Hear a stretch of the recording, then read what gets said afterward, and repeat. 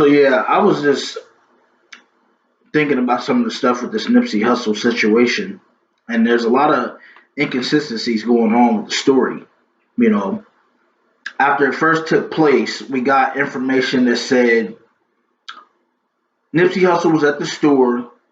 He got word that some guy just got out doing 20 something years, and mind you, Nipsey's 33. So if this dude just got out after doing like 25 years, Nipsey was like 7, 8 years old in the hood, didn't know this dude at all.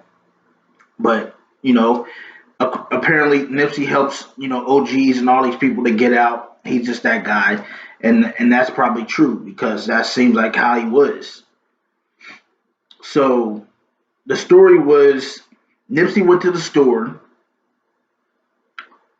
to get this guy some clothes because he just got out of prison and he wanted the dude to be clean and fresh before he seen his family. That was the story that we was given. And he happened to be at the store, and this guy comes around named Shitty Cuz or Eric Holder or whatever you want to call him.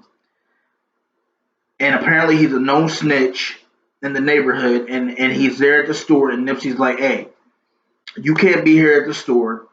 You know you're a snitch. You know you're not supposed to be around here. Just get on out of here, man. Just go. Like, you can't be here. On some just straight, like, no disrespect, but like, you just know you can't be here. Why are you up here? Like, I'm not about to be, associated with you given, how the game goes. So it's like, okay, apparently the dude, it wasn't no fighting, there was no argument, it was nothing like that. Dude leaves and apparently comes back however long later, minutes, whatever you want to call it. They never really gave a consistent number, but the dude comes back and just shoots Nipsey and the other guy, and kills him, and then leaves, and then hops in a car or whatever, a white getaway car. Okay, so now here a few weeks later, it's like more information is coming out, but then the original story is completely off because here's what we know now is the guy who he was giving the clothes to had been out of prison for 7 months. He didn't just get out of prison and was going over there to get some clothes from Nipsey. He got out 7 months ago, and Nipsey gave him a carload of clothes when he first got out. So Nipsey gave him a bunch of clothes.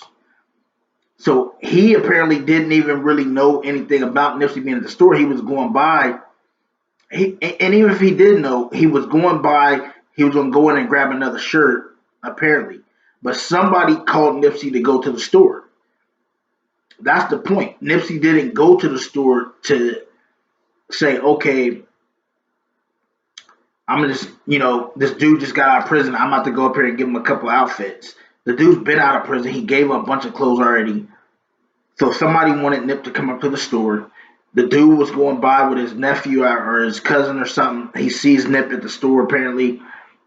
He may be bullshitting and saying, "Oh, I just seen him there." Maybe he knew he was there. He went up there for it, but he just doesn't want to get put in prison, because gang association or something, and it's a part of his probation that he can't be there. But he stops at the store. He's getting clothes, and Nips or Cowboy, Nipsey's employee says, oh yeah, we was at the store. I was talking to Nipsey the whole time. Some guy comes over and he tried to push his music to us and let us hear his music and says that he's a rapper and whatever. But we know who he is and all this and you know he just goes on and gets his burger and then leaves, and then I guess he comes back and kills Nipsey, but he looked like he was jealous or something. So here's where that falls apart because it's like you say, okay, he went and got a burger, and you had food too in the interview, but you say he got a burger, I got food. Like I got my food. I'm going inside to put my food up. So it's like, did you go and eat with them, or did y'all order? Like, was y'all in there talking?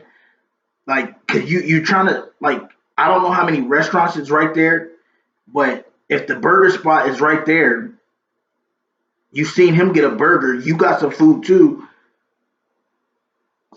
Maybe you went in there and y'all was ordering food, and like y'all had a conversation about what was going down or how it was going to work, because you say you talked to Nipsey the whole time he was in the parking lot. So it's like, okay, and you talking to him, and then you happen to walk away 3 seconds. You said 3 seconds, even though, okay, whatever, 3 seconds, a few seconds, however you want to call it. You walk away as soon as the incident goes down. Like you happen to put yourself out of the way at the perfect time, and then you come back into the picture again at the perfect time. Like you said the dude was running off when you walked back outside. Like you seen the guy take off. So you're basically saying the minute you walked away, the guy comes and shoots him. The minute you come back, the guy's leaving.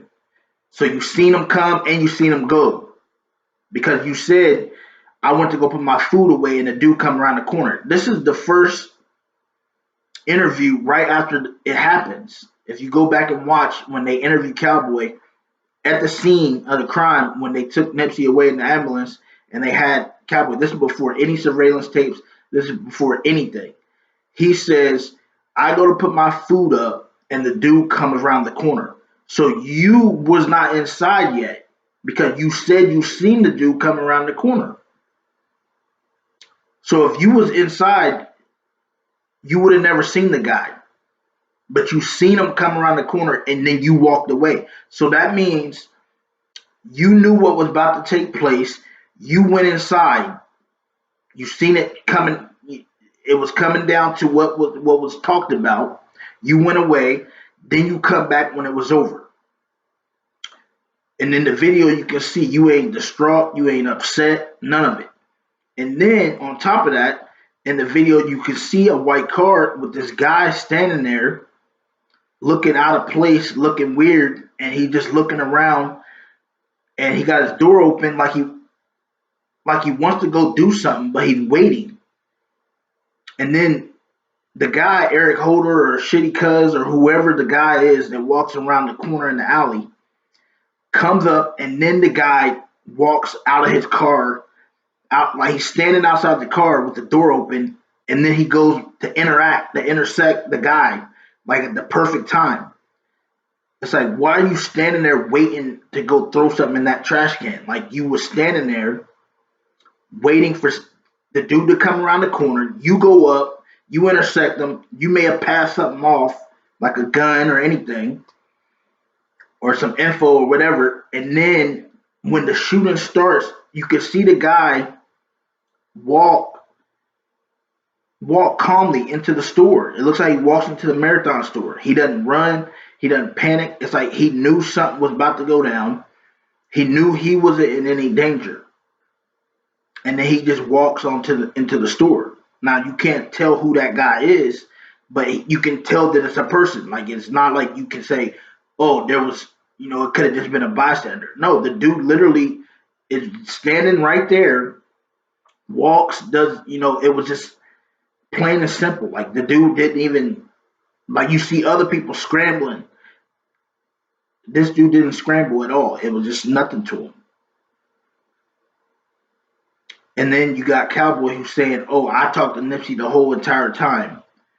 So it's like, was you holding him there? Because I feel like Nipsey didn't even want to be there that long. Because number one, his security that he has goes with him everywhere, and he didn't plan on doing that that day because they said that his security guard had the day off, and Nip was just at the house. He wasn't doing nothing special. He gets a call from somebody. That's what they need to check first. Who called him to come out of the house? Somebody called him. Was it Cowboy? Was it somebody else? Because it wasn't to go help the dude because the dude been out. Now, even if it was to go give the dude a couple more things, The dude's been out, so it's like,